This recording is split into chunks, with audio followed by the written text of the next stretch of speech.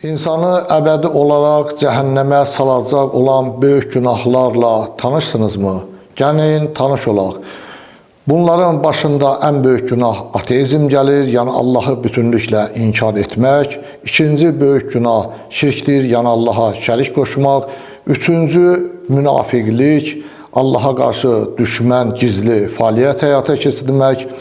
Mürtədlik, yəni insanın İslam dinindən çıxaraq digər dini qəbul etməsi, insanı haqsız yerə öldürmək, fitnə fəsad törətmək, sələm almaq, ağ valideynlik, yəni valideynə qarşı pis münasibət, həmcinsbazlıq, yəni kişinin kişi ilə, qadının qadın ilə cinsi əlaqəsi, Allahın rəhmətindən ümidsiz olmaq, insanın Allahın qəzəbindən özünü amanda bilməsi, müsəlmanlarla döyüşmək, Allahın qadağan etdiyi insanlarla evlənmək, şərab və narkotika qəbul etmək, qumar oynamaq, zina etmək, insan haqqına girmək, zülm etmək, haqqa təcavüz etmək, ər-arvad arasında haram cinsi əlaqə, rüşvət almaq, həyasızlıq,